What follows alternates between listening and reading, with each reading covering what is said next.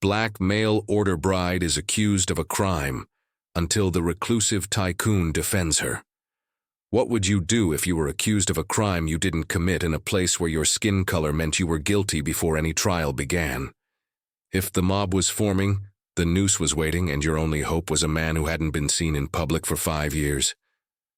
In the bitter winter of 1894, Colorado, where silver made men rich and prejudice ran deeper than any mine shaft, one woman would face a reckoning that would force a broken recluse from his self-imposed exile and challenge a town's deepest hatreds. Before we discover how an innocent bride and a damaged tycoon became each other's salvation, take a moment to support this channel. If you believe that justice sometimes requires the courage of one voice against many, hit that like button, subscribe, and tell us in the comments about a time someone stood up for you when no one else would. Now let's journey to Silver Ridge, Colorado, where wealth and prejudice collide, and where one man's return to society will change everything. The train pulled into Silver Ridge Station on a gray November afternoon, and Evangeline Eva James stepped onto the platform into a wall of hostile stares. At 29, she was educated, poised, and utterly alone. She was also black, which in Silver Ridge, Colorado, a mining town dominated by white wealth and prejudice, made her an anomaly and a target. She'd come as a mail-order bride for Robert Ashford, a mining engineer who'd written thoughtful letters about needing an intelligent partner for life in the mountains. His letters had emphasized that he valued education and character over social convention. Eva, who'd spent 6 years teaching in a black school in Philadelphia and watching her opportunities shrink as the brief promise of Reconstruction gave way to hardening racism, had dared to hope. The man waiting on the platform was indeed Robert Ashford, early 40s, weathered but kind-eyed, with the bearing of someone who worked with his hands and his mind. He smiled when he saw her, genuine warmth in his expression. "Miss James, welcome to Silver Ridge. I'm Robert." He extended his hand without hesitation, and Eva felt some of her anxiety ease. "Mr. Ashford, Robert, thank you for meeting me." As Robert loaded her trunk onto his wagon, Eva felt the weight of stares from the other people on the platform. A woman in expensive furs whispered to her companion, both looking at Eva with obvious disdain. 2 men in mining clothes spat tobacco and made comments Eva chose not to hear. "Ignore them," Robert said quietly as he helped her into the wagon. "Silver Ridge is complicated. There's old money here from the silver boom, and they're not welcoming to outsiders, especially—" He trailed off. "Especially black ones," Eva finished. "I'm accustomed to it, Robert. The question is whether you are. Your letters didn't mention you'd be marrying a black woman in a town that clearly despises the idea." Robert met her eyes directly. "My letters said I valued character over convention. I meant it. But Eva, I should have been clearer about what you were walking into. Silver Ridge is wealthy, powerful, and deeply prejudiced. The silver barons who run this town believe in a very specific social order. You being here, being educated, being my intended bride, it challenges everything they believe." "Should I go back?" Eva asked, though the words hurt. She'd spent her last dollars on this journey. "No," Robert's voice was firm, "unless you want to. But if you're willing to stay, to face what will come, I promise I'll stand with you. I won't let them break you."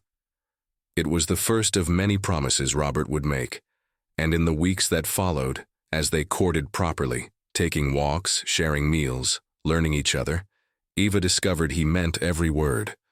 Robert was a good man, an honest man, and while he didn't claim to be a hero, he was steadfast in his respect for her and his refusal to let others diminish her. They married in a quiet ceremony 3 weeks after her arrival. The minister was a young man fresh from seminary, idealistic enough to believe all people deserved dignity. The witnesses were Robert's few friends who worked in the mines, practical men who judged by character, not color. The Ashford house was modest but comfortable, a timber structure on the edge of town near the mines. Robert's work kept him busy during the day, and Eva began to build a life. She kept house, but she also helped Robert with his engineering calculations, her education proving invaluable. And slowly, carefully, she began to reach out to the few other people of color in Silver Ridge. There weren't many. Silver Ridge's wealth had been built by Chinese laborers who'd been driven out once the railroads were built. A few black families lived on the far edge of town, mostly servants for wealthy households. Eva's education and refinement made her an oddity even among them. She was too educated, too confident, too much for a society that wanted to keep black people in service roles. But she found a friend in Mei Lin, a Chinese woman who ran a laundry, and whose father had been one of the miners driven out. And she found cautious respect from Samuel Parker, an elderly black man who served as stableman for the town's wealthiest resident, a man everyone called only Callahan. Mr. Callahan's a strange one, Samuel told Eva one afternoon when she brought Robert's shirts to be mended. Richest man in the territory, owns half the mines, but nobody's seen him in 5 years. Just stays up in that mansion on the hill, sends his instructions through lawyers. Why? Eva asked. Samuel shrugged. Accident, they say, mining explosion 5 years back. He was checking one of his shafts when it collapsed. They pulled him out, but he was badly hurt. Face scarred, leg damaged. After that, he shut himself away. Some say he went mad. Others say he just can't stand people seeing what he's become. Eva looked up at the mansion visible on the hill above town, a massive stone structure that dominated Silver Ridge like a brooding sentinel. Sad, she murmured, to have all that wealth and live in isolation. Better than what most of us have, Samuel replied pragmatically. At least he has the choice to hide. Eva thought about that comment often in the months that followed, because she had no such luxury. Every time she went to town, she faced stares, whispers, and sometimes open hostility. Women would pull their skirts aside when she passed. Shopkeepers would serve her last, if at all. And always there was the undercurrent of threat, the sense that she was being tolerated but never accepted, and that tolerance could evaporate at any moment. Robert tried to shield her, but his mind work kept him away for long hours. Eva was often alone, and she learned to navigate Silver Ridge's hostility with her head high and her dignity intact. Then 6 months after her arrival, everything changed.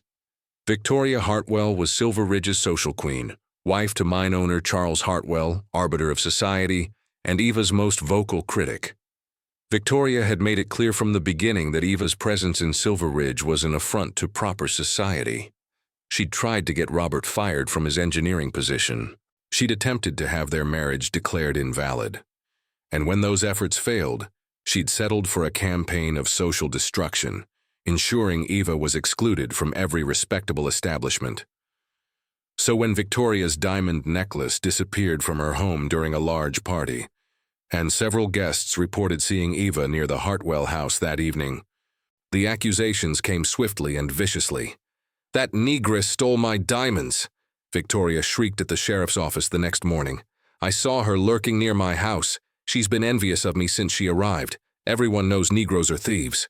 Sheriff Tom Dixon had never been friendly to Eva, but he'd been professional. Until now. "Mrs. Ashford," he said, his voice cold with new authority. "I need you to come with me. You're being accused of theft." Eva felt ice flood her veins. "I didn't steal anything. I wasn't even at the party. I was home with Robert all evening." "Robert left for the night shift at 6, Dixon replied. "The necklace disappeared at 8. Where were you?" "Home, alone, reading. Can anyone verify that?" Eva's silence was damning. They all knew it. "I'm placing you under arrest," Dixon said, producing handcuffs. The next hours were a nightmare. Eva was locked in a cell, the first black woman to be jailed in Silver Ridge's history.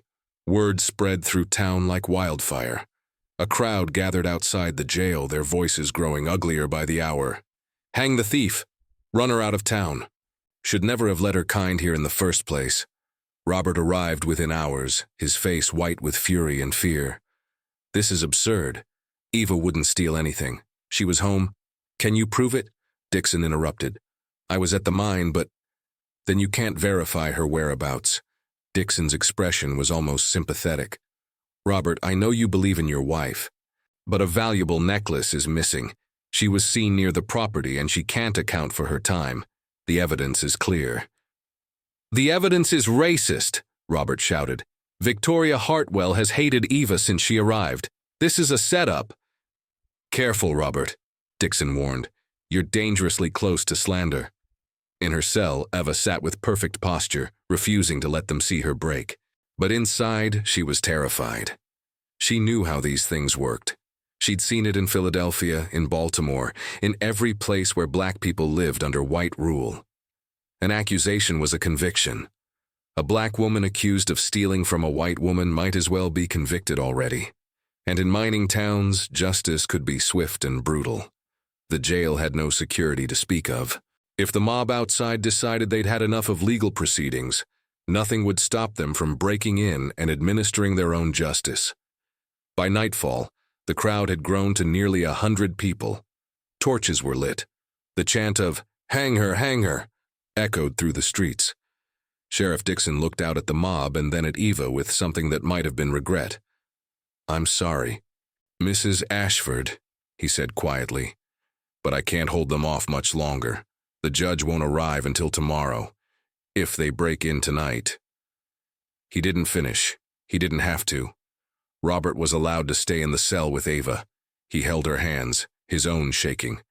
"I won't let them hurt you. I'll die first." "That would just leave us both dead," Eva said, trying to smile despite her terror. "Robert, if they come, you run. Promise me." "Never." They sat together as darkness fell and the crowd grew louder. Eva could hear voices she recognized, shopkeepers who'd served her grudgingly, neighbors who'd never spoken to her, people who'd seemed merely indifferent, revealing the depth of their hatred. Then, cutting through the noise, came the sound of horses. Multiple horses moving fast. The crowd's energy shifted, confusion rippling through their ranks. The sound of the horses stopped, and then a voice rang out, deep, commanding, unused to being questioned. "Clear the street, now." The crowd's murmuring grew louder. Eva heard someone say, "It's Callahan. He actually came down from the house." Through the small window of her cell, Eva could see a figure on horseback, silhouetted against torchlight. Tall, imposing, wearing a long coat and wide-brimmed hat pulled low. 5 mounted men flanked him, clearly hired security. "Mr. Callahan," Victoria Hartwell's voice called out, saccharine and shocked. "This is a surprise. We haven't seen you in 5 years, I know." The man's voice was rough, as if unused to speaking. "I've been watching from my hill, watching this town grow rich off mines my money built, watching it rot from the inside with the kind of hatred I thought we'd left behind after the war." "Sir, a crime has been committed," Sheriff Dixon began. "No crime has been committed," Callahan interrupted, "except the crime of rushing to judgment based on nothing but prejudice and lies. A valuable necklace was stolen. Victoria Hartwell's necklace is in her jewelry box where she left it. I sent my housekeeper to retrieve it an hour ago. It had fallen behind a drawer. Mrs. Hartwell didn't notice because she was too busy organizing a lynch mob." The silence that followed was absolute. "That's impossible," Victoria sputtered. "I checked." "You checked carelessly because you were eager to blame someone you've hated since she arrived." Callahan's voice was cold with contempt. "Did you really think I wouldn't notice? That I'd let you murder an innocent woman in my town?" "Your town?" someone in the crowd muttered. "Yes, my town, built with my money, running on my investments, employing most of you in my mines." Callahan's horse moved forward, the crowd parting before him. "I've watched from my window as you've treated Mrs. Ashford with cruelty that shames everything this country claims to stand for. I've watched you sneer at her, refuse her service, make her life hell simply because she dares to be educated and black in your presence." He turned his horse in a slow circle, his gaze, hidden beneath that hat brim, sweeping across the crowd. "I fought in the war. I saw men die, black and white together, for the principle that all men are created equal. I came west believing we could build something better than the hatreds of the old world. I was wrong. You've brought every prejudice with you and wrapped it in respectability and wealth. Mr. Callahan." Charles Hartwell stepped forward, clearly trying to salvage the situation. "If there's been a mistake, there's been a crime," Callahan interrupted. false accusation, attempted incitement to murder, and if Sheriff Dixon was doing his job, he'd be arresting Victoria Hartwell right now. Dixon looked torn between duty and self-preservation. Sir, Mrs. Hartwell is a respected member of society, and Mrs. Ashford is an innocent woman you threw in a cell based on nothing but Victoria's hatred and the color of her skin. Callahan's voice was steel. Release her. Now, or I pull every dollar I have from this town. I close the mines. I dismiss every worker, and Silver Ridge becomes a ghost town by spring. The threat was devastating. Callahan's wealth controlled Silver Ridge's economy. Without his mines, the town would die. Dixon fumbled with his keys. Inside the cell, Eva heard the lock turning, the door opening. Robert pulled her to her feet, his arms around her protectively. Come out, Mrs. Ashford, Callahan called. You're free to go. Eva emerged into the street on shaking legs. The crowd that had been baying for her blood minutes ago now parted in silence, shamefaced or furious, but unwilling to challenge Callahan's power. Callahan dismounted slowly, and Eva heard his sharp intake of breath as his right leg took his weight, the legacy of his mining accident. He moved toward her with a pronounced limp, his hat still pulled low to hide his face. Mrs. Ashford, he said, his voice gentler now.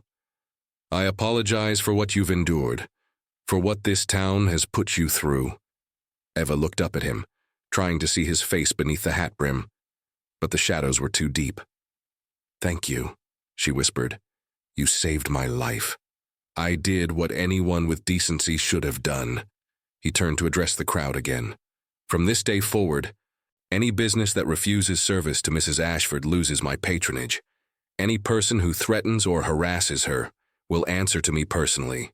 She is under my protection. Are we clear? Nods all around, grudging but present.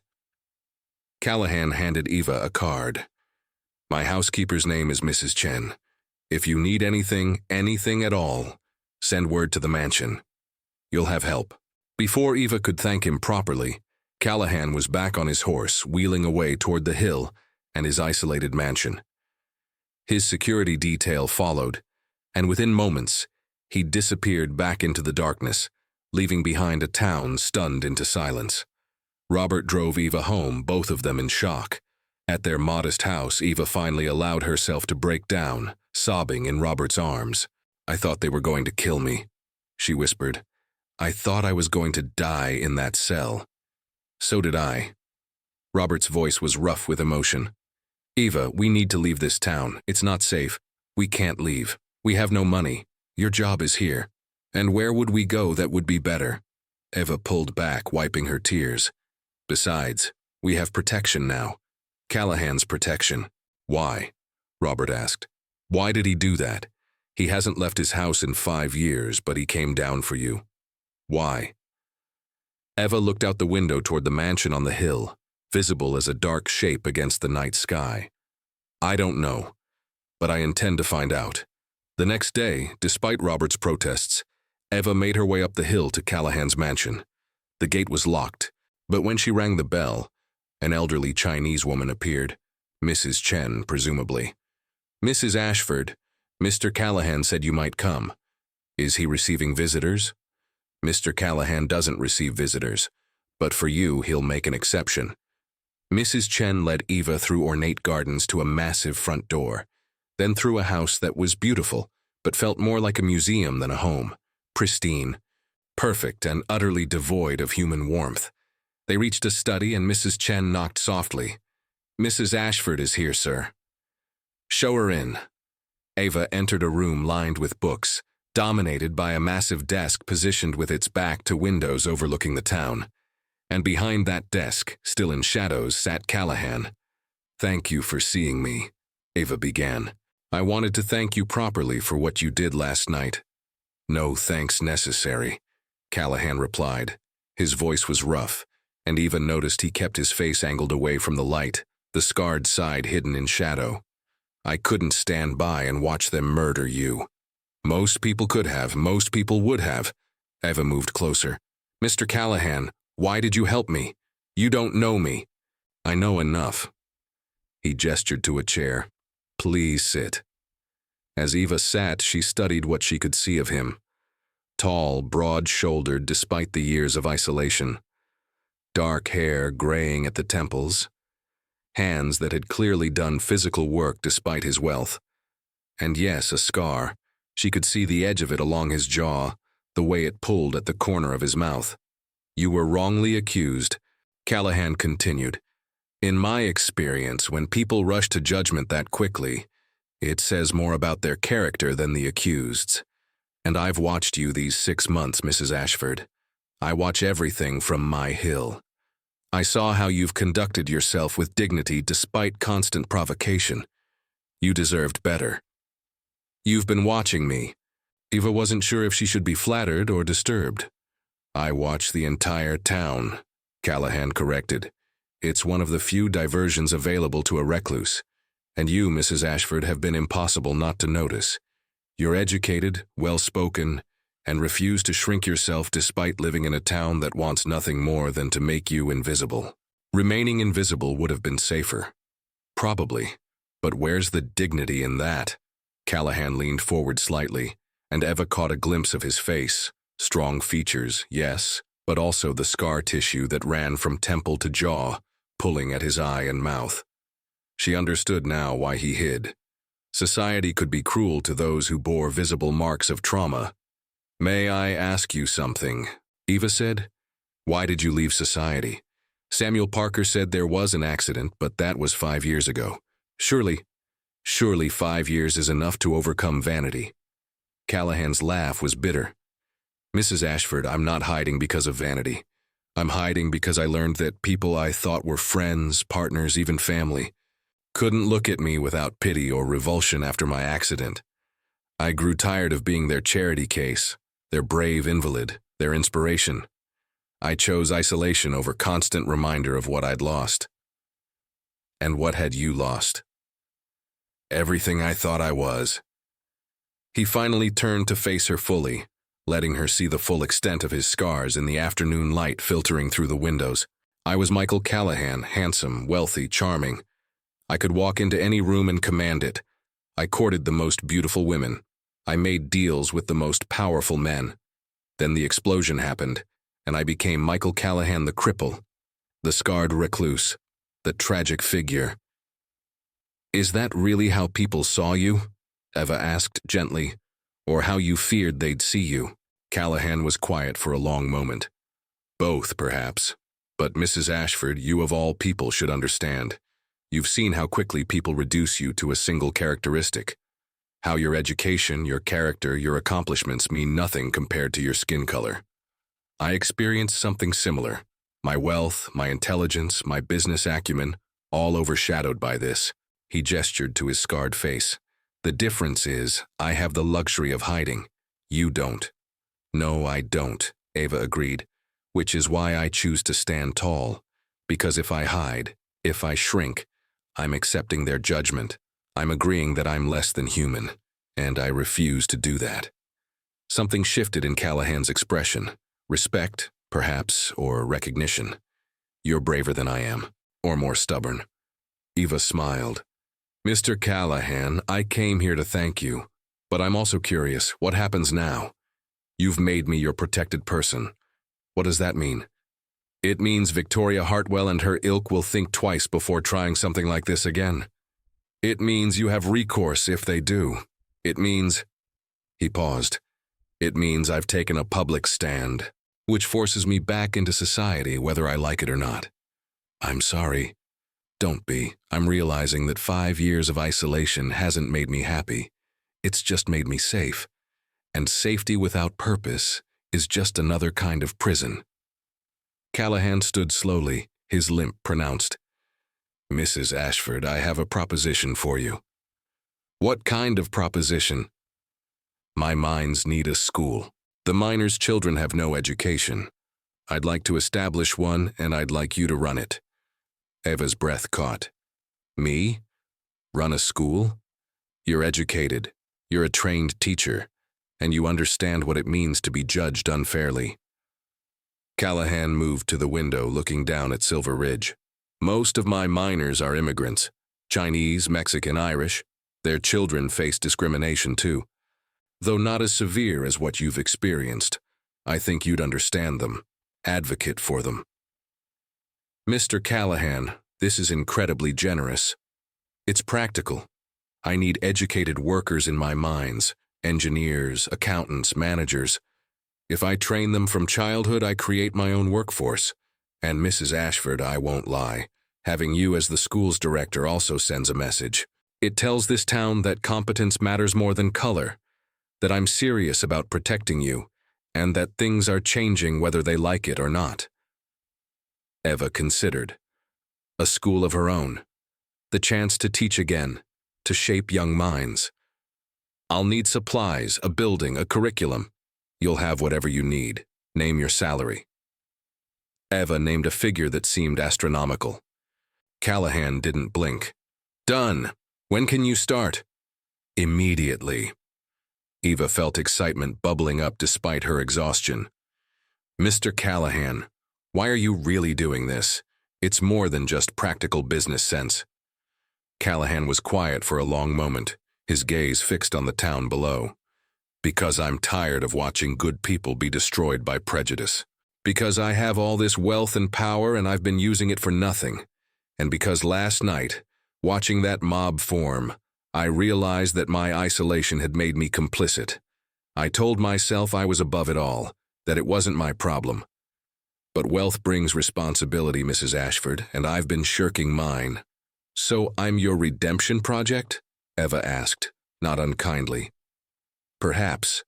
Or perhaps you're the catalyst that reminds me I still have a purpose. He turned to look at her directly. Mrs. Ashford, Eva, if I may. You're remarkable. You face down hatred daily with nothing but your dignity as armor. You're what I should have been 5 years ago. Brave enough to stand tall despite being different. Maybe, by helping you, I can learn to be brave again myself. Eva stood and extended her hand. Then let's be brave together, Mr. Callahan. You support my school, and I'll remind you that isolation is just another kind of cowardice. Callahan stared at her hand, then took it, shaking firmly. Michael. Please call me Michael. And yes, I accept your terms. The school opened 2 months later in a building Michael had constructed specifically for the purpose. Solid, well-built, with large windows and proper heating. Eva had 15 students the first week, children of miners mostly, who'd never had access to education before. Word spread quickly. The mine owner's Reclusive Tycoon had not only defended the black woman, but had put her in charge of educating the town's children. The response was predictably divided. Some families refused to send their children, horrified at the idea of a black teacher. Others, particularly immigrant families who knew what prejudice felt like, saw opportunity. And still others came simply because Callahan's name was attached. If the wealthiest man in the territory trusted Eva Ashford, perhaps she was worth trusting. Michael began making more frequent appearances in town, always to check on the school. He'd arrive in his carriage, limp into the building with his cane, and spend hours talking with Eva about curriculum and student progress. Gradually, people grew accustomed to seeing him, scars, limp and all. And gradually, Eva and Michael developed a friendship that neither had expected. They'd talk not just about the school, but about books, philosophy, the state of the nation. Michael was brilliant, well-read, and surprisingly progressive in his views. Eva challenged his assumptions and made him laugh, something Mrs. Chen reported he hadn't done in years. But not everyone was pleased by their growing friendship. Victoria Hartwell, humiliated by the revelation that her necklace had never been stolen, had been quiet for months. But she was gathering allies, spreading whispers about the inappropriate relationship between the black teacher and the white recluse. It's unnatural, Victoria told her circle of friends, a Negro woman and Mr. Callahan, spending hours alone together. Everyone knows what that means. The rumors grew uglier. Some suggested Eva was Callahan's mistress. Others claimed she was using witchcraft or manipulation to control him. The most vicious suggested she was planning to steal his fortune. Robert heard the rumors and confronted Eva. People are talking. They're saying terrible things about you and Callahan. Let them talk, Eva replied. Michael and I are friends, that's all. Eva, it's dangerous. These people already hate you. Now they're claiming you're... I know what they're claiming. Eva's voice was sharp. They claimed I was a thief. They claimed I was inferior. Now they claim I'm a seductress. Robert, they'll always claim something because I exist where they don't think I belong. I won't stop living my life because people choose to see evil where there's only friendship. But the rumors did affect Michael. His visits to the school became less frequent.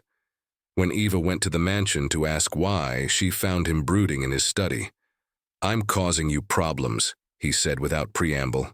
The rumors are lies, Eva interrupted. And since when does Michael Callahan care what small minds think? Since those small minds started threatening you again. Eva, I've heard things. Victoria's organizing. She's got half the town believing you're corrupting me, stealing from me. She's looking for any excuse to move against you. Then let her find one, Eva said firmly. Michael, I won't hide our friendship because people choose to make it ugly. You're the first real friend I've had since coming to Silver Ridge besides Robert and Mei Lin. You see me as a person, not a color. You value my mind. Do you know how rare that is? Eva, no, listen. Eva moved closer.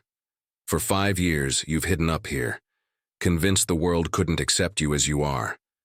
But Michael, you're not the only one society wants to hide. The difference is I never had the luxury of a mansion to retreat to. I've had to face down every cruel word, every hateful stare, every attempt to make me invisible. And I'm still here, still standing, still refusing to shrink. Michael looked at her with something like wonder. How do you do it? How do you stay strong? Because the alternative is letting them win. Letting them make me into the inferior creature they want to believe I am. Eva placed her hand on his arm. Michael, you helped me when no one else would. You gave me purpose with this school. You've been a true friend. I won't abandon that friendship because Victoria Hartwell is a miserable woman who wants to destroy anything that challenges her narrow worldview. You might not have a choice. If she pushes hard enough, I might not be able to protect you. Then we protect each other, Eva said simply. We stand together and we dare them to try to tear us down. Michael studied her face, and Eva saw something shift in his expression, a decision being made. All right, together, but Eva, I need you to understand. If this escalates, if they come for you again, I'll do whatever it takes to keep you safe, even if it means... He didn't finish, but Eva understood, even if it meant exposing himself to the full scrutiny of society again, even if it meant risking his own comfort and safety. I understand, Eva said softly, and I'd do the same for you. The test of their alliance came sooner than either expected. 1 month later, Michael's chief accountant was found dead in his office, murdered, with the safe robbed of $20,000. And the last person seen entering the office was Eva, who'd been dropping off school expense reports. This time, Sheriff Dixon came to the school itself, arresting Eva in front of her horrified students. Mrs. Ashford, you're under arrest for the murder of Gerald Pembroke and the theft of $20,000 from Mr. Callahan's safe. Eva felt the familiar ice of terror, but she kept her voice steady. I didn't kill anyone. I dropped off reports and left. Mr. Pembroke was alive when I left. Can you prove that? I was seen by several mine workers on my way out, after 6 p.m. when the offices were closed and empty. Dixon's expression was almost apologetic. Eva, I don't want to believe you're capable of this, but the evidence, you were there, you had access, and the money is missing. This is another setup, Eva said firmly. Just like Victoria's necklace. Mr. Pembroke is actually dead this time, Dixon replied grimly. This isn't a false accusation, this is murder. By the time Robert reached the jail, the town was already in an uproar. Victoria Hartwell was fanning the flames with barely concealed glee. She's a murderer. She killed that poor man for his money. She's been stealing from Mr. Callahan for months, mark my words. This is what happens when you let them into civilized society. Robert burst into the jail, his face white. "Eva, I didn't do it," Eva said firmly. "Robert, I swear to you." "I know, but the evidence." Robert's voice broke. "They found a blood-stained cloth hidden in our house, Pembroke's blood. And Eva, they found $1,000 in our shed. They're saying you were planning to take the money and run." Eva felt her world tilting. "That's impossible. I didn't. Someone's framing me. Someone put those things there." "I know, but how do we prove it?" Robert grabbed the cell bars. "Dixon is talking about a trial, a real trial with evidence and witnesses. Eva, this is serious. If they convict you—" He didn't finish. They both knew the penalty for murder. Then the door to the jail burst open, and Michael Callahan walked in. No hat hiding his face, no attempt to shield his scars, moving purposefully despite his limp. "Release her," he told Dixon. "Mr. Callahan, I can't. There's evidence." "Fabricated evidence," Michael said coldly. "Tell me, Sheriff, who found the blood-stained cloth?" "Deputy Martin, acting on an anonymous tip." "And the money?" "Same, anonymous tip. Convenient." Michael's voice dripped with contempt. "Just like last time. Just like the necklace that wasn't stolen. Dixon, you're being played. Again. Mr. Callahan, with respect, a man is dead." "I know. Gerald Pembroke was my accountant for 15 years. And I know Eva Ashford didn't kill him because I have evidence that exonerates her completely." The room went silent. "What evidence?" Dixon demanded. Michael pulled out a leather journal. "Pembroke's private records. I found them in a hidden compartment in his desk after his death. He was being blackmailed, Sheriff. For months. Someone knew about his gambling debts and was bleeding him dry. He was embezzling from my accounts to pay them off. That doesn't prove Mrs. Ashford is innocent. It does when the blackmail letters mention a plan to frame the black woman for the theft." Michael's voice was ice. "Pembroke wouldn't go along with it, so they killed him and framed Eva anyway. Here, read it yourself." Dixon took the journal, flipping through pages. His face grew pale. "This is evidence of a conspiracy," Michael finished. "A conspiracy to destroy an innocent woman because people in this town can't accept her existence. And Dixon, if you don't release her right now and start arresting the real criminals, I'll make sure everyone knows you were complicit." Dixon looked at Eva, at Michael, then at the journal. "I'll need to verify this, then verify it. But you'll do it while Mrs. Ashford is free." Michael's voice allowed no argument. "Release her, now." Within the hour, Eva was free, and within 2 days, the real culprits were arrested. Victoria Hartwell's son, William, and 2 associates who'd been part of Pembroke's gambling circle. They'd planned to steal Callahan's money, frame Eva, and cause enough chaos to potentially gain control of Callahan's assets during the turmoil. The trial was swift. William Hartwell was convicted of murder and conspiracy.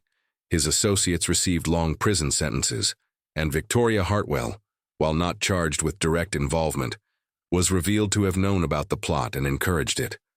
The scandal destroyed Silver Ridge's high society. Victoria and Charles Hartwell left town in disgrace. Several other prominent families, implicated in the conspiracy or simply unable to face their complicity in Eva's persecution, followed. And Michael Callahan, who'd been in hiding for 5 years, became Silver Ridge's most visible citizen, advocating for justice, protecting the vulnerable, and making it clear that the old order was over. Through it all, Eva and Michael's friendship deepened. They'd been through fire together, literally faced down murderers and conspirators. They'd protected each other, believed in each other, stood for each other when no one else would. One evening, 6 months after the trial, Eva sat with Michael on the terrace of his mansion, watching the sunset over Silver Ridge. "Thank you," she said simply. "For everything, for believing in me when I was accused, for standing with me, for giving me purpose with the school." "I should thank you," Michael replied. "You gave me a reason to rejoin the world. You showed me that hiding wasn't strength but fear. You reminded me that my scars don't define me any more than your skin color defines you. We're both marked by things we can't change." Eva said softly, "You with your scars, me with my race. But Michael, those marks don't make us less, they make us who we are. The world doesn't always see it that way. Then we change the world's view, one person at a time, one student at a time. Eva smiled. My school now has 43 students, Michael. 43 children learning that character matters more than color, that education is power, that they don't have to accept the limits others try to place on them. And you did that, Michael said. Despite everything they threw at you, you built something beautiful. We built it, Eva corrected. Your support made it possible. Your protection kept me alive long enough to succeed. They sat in comfortable silence, two people marked by society but refusing to be defined by it. Eva thought about her journey, from Philadelphia to Silver Ridge, from terror to triumph, from isolation to friendship. Michael, she said suddenly, why did you really defend me? That first time with Victoria's necklace. You could have stayed hidden. Why did you expose yourself? Michael was quiet for a long moment. Because I saw you standing in that cell, terrified but refusing to break, and I saw myself 5 years ago. I saw someone being judged for something beyond their control, someone facing down hatred alone. And I realized that I'd been using my accident as an excuse to avoid the world, when really I was just scared. Scared of judgment, scared of pity, scared of being seen as less than I was. And seeing me change that. Seeing your courage changed it. You had every reason to hide, to make yourself small, to accept your place in society's hierarchy. But you didn't. You stood tall. You demanded respect. You refused to be invisible. Michael turned to look at her directly. You shamed me, Eva. Shamed me into realizing that my hiding was cowardice, not wisdom. That I had resources to help people like you, and I was wasting them on self-pity. I don't think you're a coward, Eva said. I think you were wounded, physically and emotionally, and you needed time to heal. Perhaps, but 5 years is a long time to hide. You helped me understand that healing doesn't mean staying safe. It means learning to live with your scars, visible and invisible, and moving forward anyway. Eva reached over and took his hand. Michael stiffened for a moment, then relaxed, squeezing her hand gently. We helped each other, Eva said. You protected me when no one else would. I reminded you that scars don't diminish worth. That's what friends do. They see each other truly and love what they see. Friends? Michael repeated, and Eva heard something complex in his tone. Yes, friends. Over the following year, Eva's school flourished. She expanded to 2 buildings, hired additional teachers, and began offering evening classes for adults. Minors who wanted to improve their prospects, immigrants learning English, anyone seeking education. Michael was her constant supporter, attending school events, advocating for her students, and slowly becoming more integrated into Silver Ridge society. His scars still drew stares, but people grew accustomed to them. More importantly, they came to respect him not despite his scars, but because of his character. And gradually, Silver Ridge itself changed. The exodus of the Hartwells and their circle left a vacuum that was filled by more progressive voices. New families moved to town, some drawn by Michael's minds, others by Eva's school. The rigid social hierarchy began to crack. It wasn't paradise. Eva still faced prejudice. Some stores still refused her service. Some parents wouldn't send their children to her school. But the violence was gone. The threat was gone. And slowly, grudgingly, Silver Ridge was learning that character mattered more than color. Robert watched all this with mixed feelings. He was proud of Eva, grateful for Michael's protection, but also aware that his wife was spending more time at the school, and with Michael than at home with him. They'd grown apart, not from lack of love, but from diverging purposes.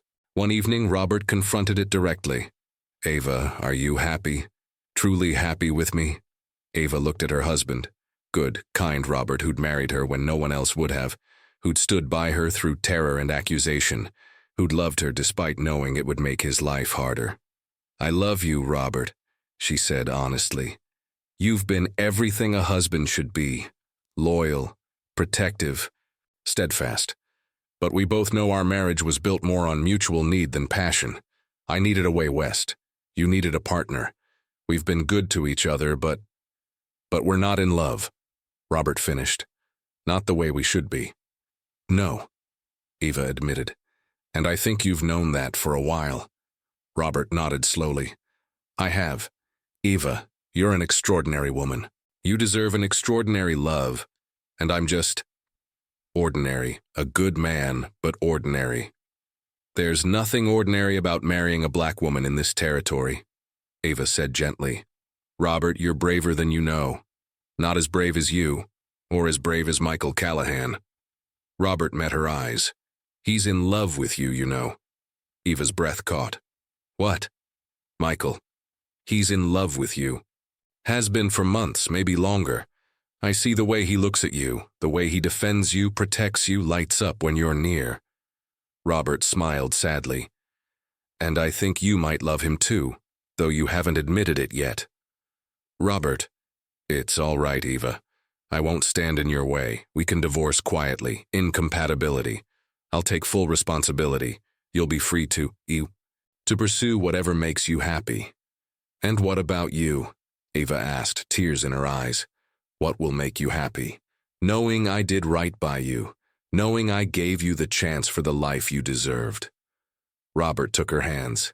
"Eva, you came west seeking freedom and found a cage. Not because of me, but because of everything else. The prejudice, the danger, the constant battle. But you've broken free of that cage. You've built something beautiful with that school. And you've found someone who sees you not as a black woman to be protected, but as an equal partner. Don't throw that away because you feel obligated to me." It was the greatest gift Robert could have given her, permission to choose her own path. The divorce was finalized 3 months later. It was quiet, without scandal, with Robert taking full blame and Eva maintaining her dignity throughout. Some in town whispered that it proved black women couldn't maintain proper marriages. Others, who knew Eva's worth, understood that sometimes love evolves beyond its original form. Michael learned of the divorce from Eva herself, in his study on a spring afternoon. "I'm divorcing Robert," she said without preamble. "By mutual agreement. We both deserve the chance to find the lives we want." Michael went very still. "And what life do you want, Eva?" Eva moved closer to him, close enough that he could no longer hide his scarred face in shadow. "I want a partnership with someone who challenges my mind, someone who sees me as an equal, not a project or a cause, someone who's brave enough to face down society's judgment for something real." "Eva, I'm a recluse, a scarred man twice your age who hid from the world for 5 years. I'm not—" "You're Michael Callahan," Eva interrupted. "The man who risked everything to save my life. The man who defended me when I was accused. Who believed in me when others saw only my color. Who built me a school because he valued my purpose. The man who came out of hiding because protecting me mattered more than hiding his scars." "I'm in love with you," Michael said, the words bursting out as if he could no longer contain them. "I've been in love with you for months, but Eva, I never said anything because you were married, because I'm so much older, because I'm—" Eva kissed him, cutting off his protests. Michael stiffened in shock, then pulled her closer, kissing her with a passion that spoke of months of suppressed longing. When they finally broke apart, both breathless, Eva smiled. "I love you too, Michael. I fought it for months because I was married, because society would condemn us, because I was afraid. But Michael, I'm done being afraid. I'm done letting other people's prejudices determine my choices." "They'll say terrible things," Michael warned. "A black woman and a white man, a wealthy recluse and his protege. They'll call you a gold digger, a seductress. They'll say I'm senile or corrupted or—" "Let them say it," Eva replied firmly. "We've faced worse together. Accusations of theft, accusations of murder, actual conspiracies to kill us. After all that, malicious gossip seems almost manageable." Michael laughed, the sound surprised and joyful. "When did you become so fearless?" "When I realized I had something worth being fearless for, worth fighting for, worth standing tall for." Eva cupped his scarred face tenderly. You, Michael. You're worth it. They married 6 months later, in a private ceremony attended by their closest friends. Mei Lin, Samuel Parker, several teachers from Eva's school, and surprisingly, Robert, who gave Eva away with genuine blessing. The wedding was small but joyful, a celebration of love earned through hardship and proven through adversity. Eva wore a beautiful dress of her own design. Michael wore a new suit and stood without his hat, his scars visible to all, no longer hiding the man he'd become. Their marriage shocked Silver Ridge's remaining high society, but by then Michael and Eva had built their own society, one based on merit rather than prejudice, on character rather than color. Eva's school continued to grow, becoming one of the finest educational institutions in Colorado. Michael's mines became models of fair labor practices, attracting the best workers from across the region. Together, they transformed Silver Ridge from a town built on silver and sustained by prejudice into a community that, while imperfect, at least aspired to judge people by their character rather than their appearance. Years later, when people would ask about their unusual marriage, Eva would tell the truth. She'd come to Silver Ridge as a mail-order bride seeking safety and found terror instead. She'd been accused of crimes she didn't commit, faced mobs baying for her blood, been targeted by conspiracies meant to destroy her. And through it all, a reclusive tycoon, a man who'd hidden from the world, convinced his scars made him unworthy of love or respect, had seen her for who she truly was, had defended her when no one else would, had given her purpose when society wanted to make her invisible, had loved her when the world said their love was impossible. Michael didn't save me, Eva would say. We saved each other. I reminded him that scars, mine invisible, his visible, don't diminish worth. He reminded me that power should be used to protect, not oppress. Together we proved that love and courage can transform not just individual lives, but entire communities. And Michael, listening to his wife speak with pride and love, would think about the man he'd been 5 years ago, hiding in his mansion, convinced the world had no place for him, using his scars as an excuse to avoid life's complications. Eva had changed all that. Her courage had shamed him into courage. Her refusal to be invisible had forced him into visibility. Her love had taught him that scars, visible or invisible, were just marks of survival, not badges of unworthiness. In saving Eva, Michael had saved himself, and in loving her, he'd learned that the most transformative power wasn't wealth or social position, but the courage to stand up for what's right, even when, especially when, the whole world stands against you. If this story of accusation overcome, courage rewarded, and love that defied every social convention touched your heart, please show your support by liking this video and subscribing to our channel. Tell us in the comments about a time someone defended you when others condemned you, or about standing up for someone who needed protection. Check out our playlist for more stories of justice, unexpected alliances, and love that transforms lives and communities. Your support helps us share these powerful tales of people who refuse to let prejudice win. Thank you for watching, and remember, real courage is standing up for the innocent when everyone else wants them silenced. Real love sees past every surface difference to the character beneath. And real change begins when one person with power chooses to use it for protection rather than oppression.